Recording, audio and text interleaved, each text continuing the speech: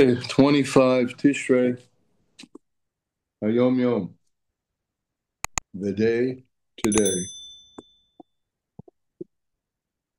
10 melodies, some only singular stanzas, are attributed to the Alter Rebbe as having been composed by him.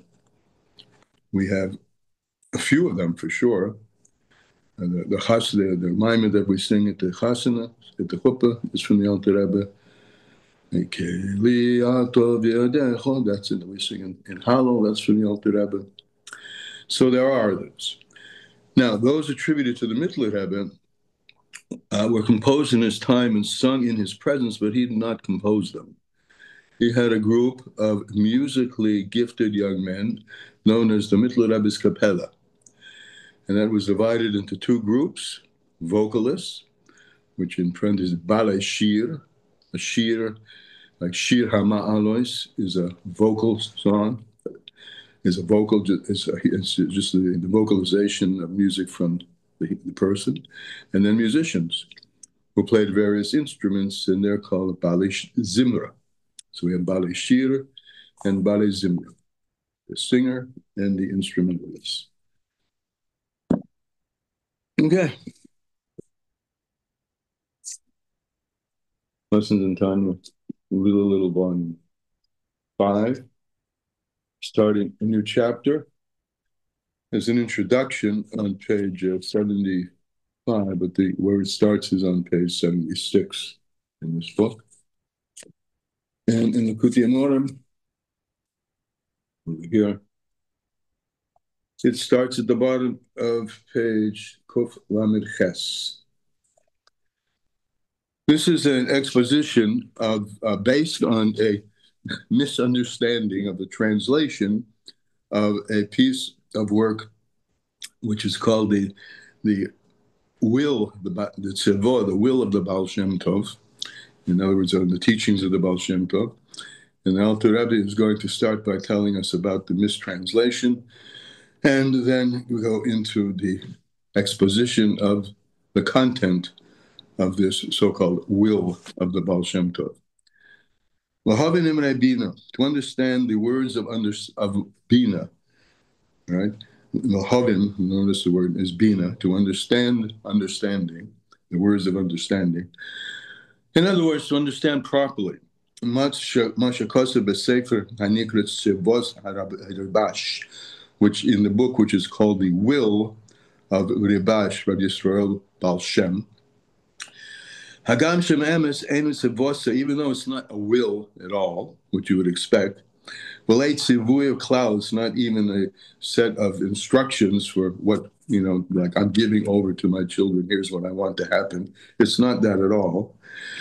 But it is something that he did write, and has been translated. He said is what and it was written. He said he spoke in Yiddish, and it was transcribed in Hebrew. Before he passed away. What are they?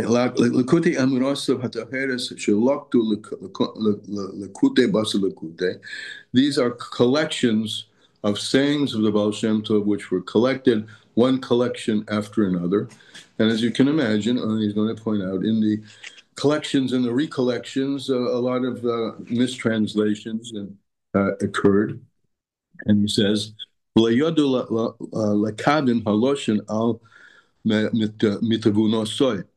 through time and through the translation from Yiddish into Hebrew, the words were not construed the way they were originally intended. But what was intended, and which he's going to explain, is truth of truths. And this is to understand this a little. We'll first preface what our sages have told us. It says, they've told us, Kol hakoyes ke'ilu ovid akon. Anyone who is angry is as if he's serving avodah zarah. Statement from the sages. And the reason for this is understood to those who understand things. Why? Because if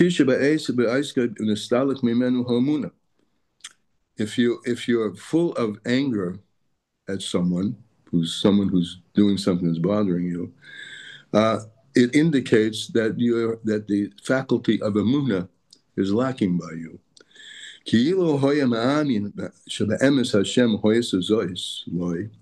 If you, in fact, believe that everything that happens because Hashem has an orchestrative energy in everything, and this is happening to you in some respect, you may not and probably don't understand why.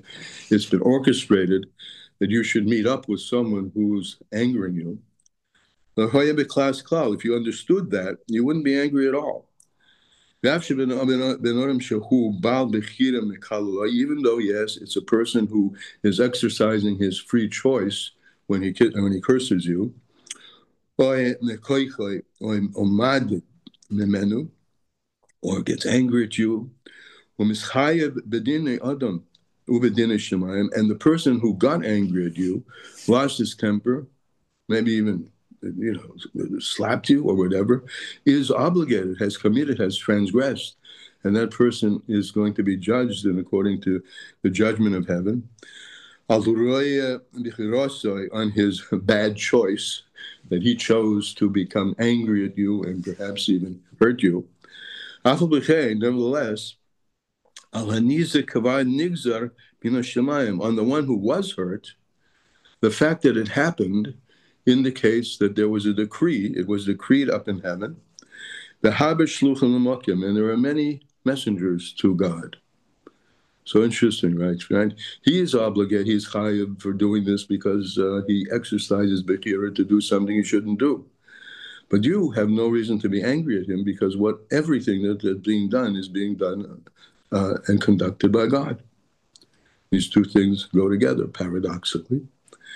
But not only that, even at this time, mamish, when he actually angered you, he hit you, or he cursed you. At that moment, even at that moment, there was enclosed in that person the power of Hashem and the breath of Hashem's mouth, may be blessed, which is bringing that and keeping that person in existence and enlivening him and continuing to keep him that way. Because it is written, it's a story from Nabi. Shimi ben Gera was told to curse David, right? To actually curse him. How was Shimi able to do this? It's only because this thought that he should curse David came to him into his heart, and Hashem. And it's a thought which descended from Hashem into him, into himself, and then into the Ruach Piv, into the breath of his mouth, which enlivens everything. Hashem's thought, and then, this is metaphorically, of course, his thought and his speech are the only things and the everything which creates everything and anything. So he couldn't have cursed them had it not been for this having energetic, so to speak, coming from Hashem, who's Mechaya Kol Tzivanu, who enlivens all the host, and who is the Chayes Seruchai Shel Shimon, and who is the life force and the spirit of this person, Shimi, B'shah Shediba Devorim Eilo LeDavid, when he used these curse words to David.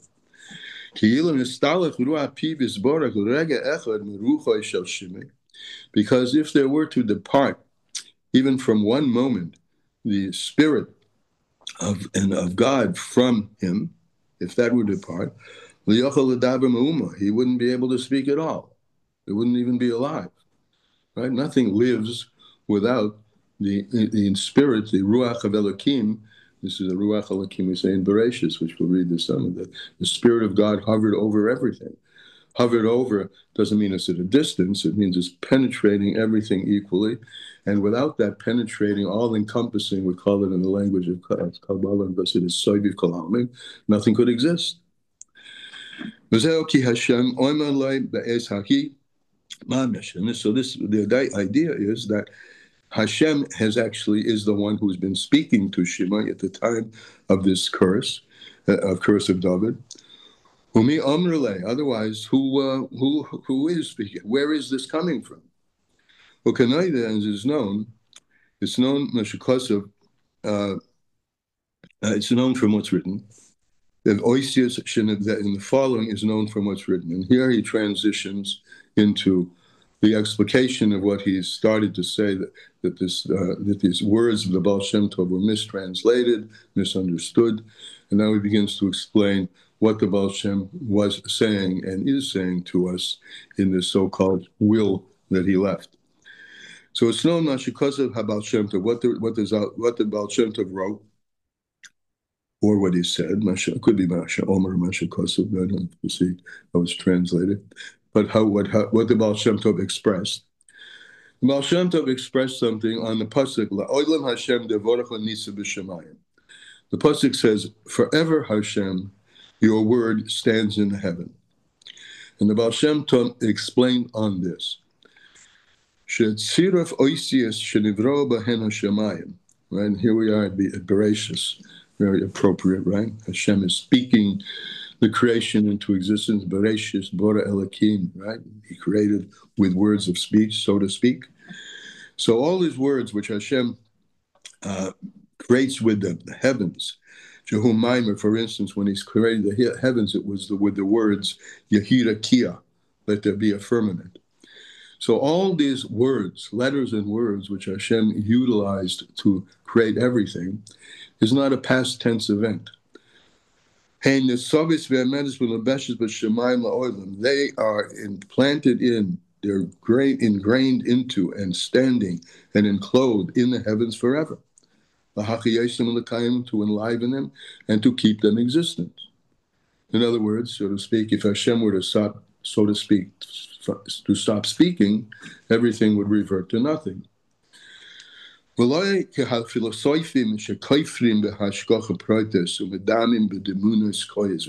things are not like the philosophers who deny the whole union of hashgacha pratis with their false imaginations, and they imagine the Ma'aseh Hashem, the deed of Hashem, to be comparable to the way He's Oiseh Shemayim Ba'oretz.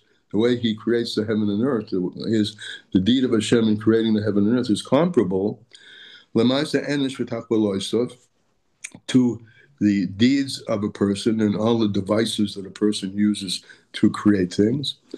And he gives an example. A silversmith or a goldsmith, one who is a smith and smiths vessels, right? So after he does that and crafts it, so the vessel no longer needs the smithy. And even though his hand, the smith's hand, is removed from the item, the thing continues to exist.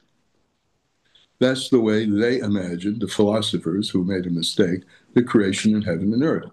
And there's a whole philosophy around this called deism, that Hashem wound up the universe. This is the clockwork, that's sometimes called a clockwork theory of creation. He created the watch, wound it up, and it's a special watch because He can go away and this watch will tick-tock forever. But that's not the case.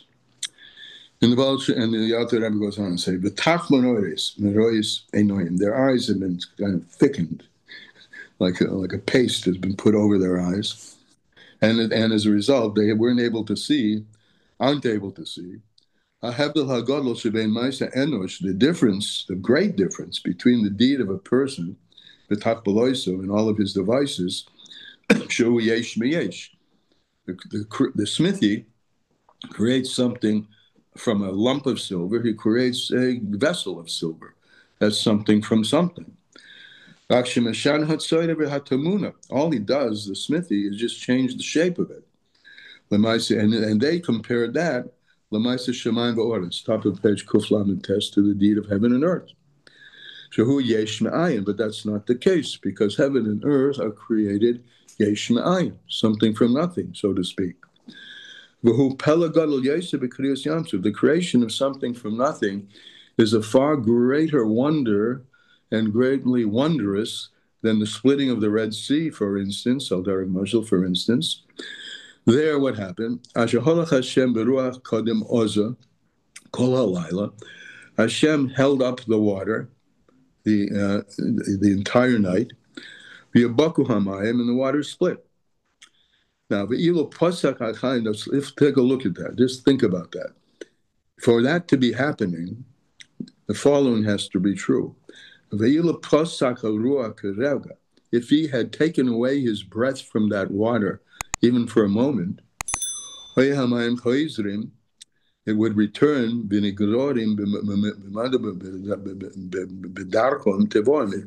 It would return and split and start flowing in the way that it did from the time that before his breath had been applied to it.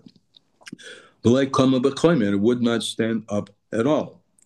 So that's why you have to say, and it's pretty obvious, right, that in a miracle like that Hashem is investing his power in it, because if that power weren't there, the water would just start flowing again.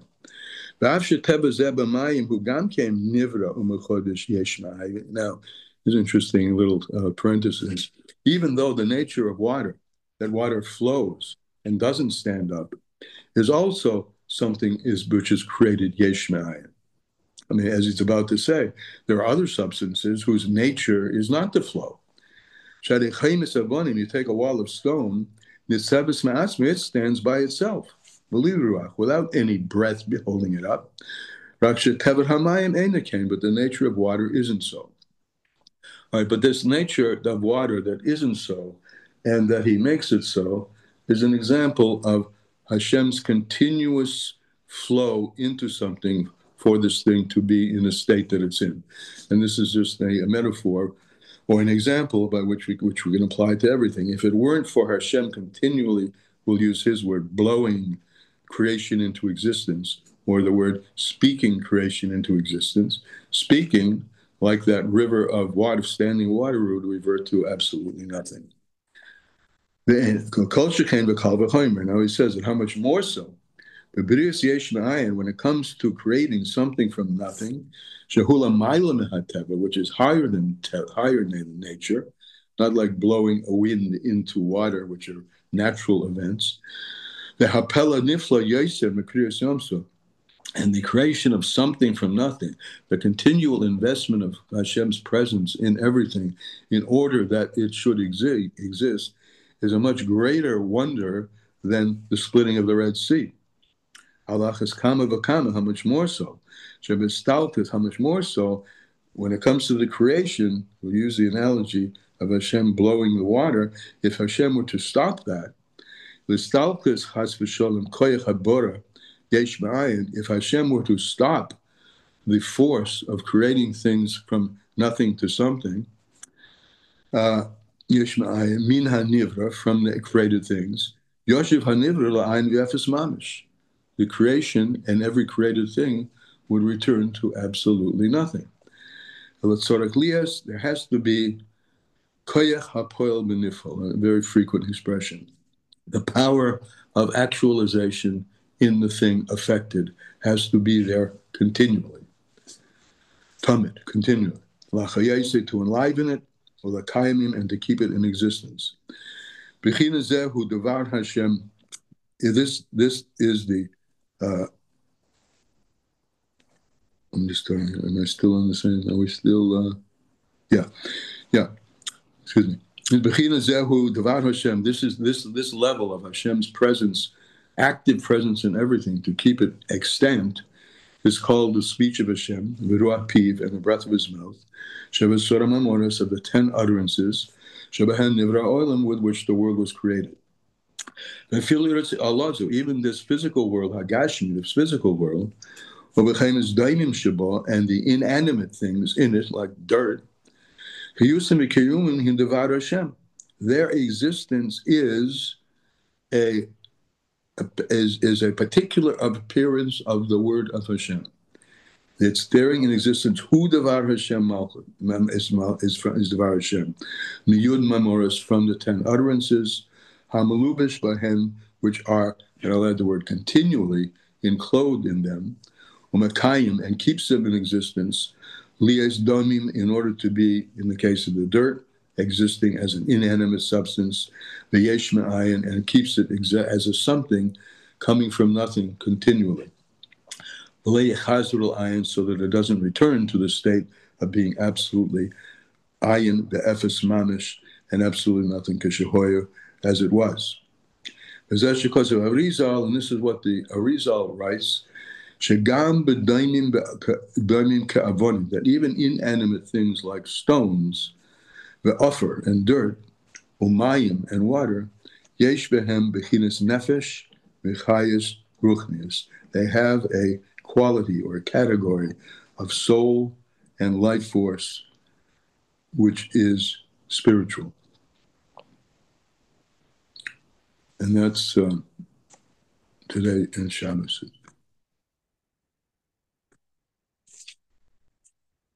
So that's what the Baal Shem Tov, there's a big Chiddush, and it's attributed to the Baal Shem Tov, that everything, if it weren't this whole idea, if it weren't for Hashem blowing or speaking constantly, everything would revert to nothing.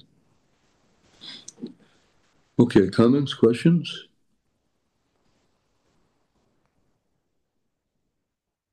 So Shabbos Bereishis, it's happening, it's being articulated in our Torah reading that this is happening. Bereishis Bara Elokim, this force of God called Elokim is continually active, and we are the beneficiaries. Baruch Hashem. We will see you in Mitzvah Hashem Sunday. Good Shabbos. Good Shabbos. Thank you so much.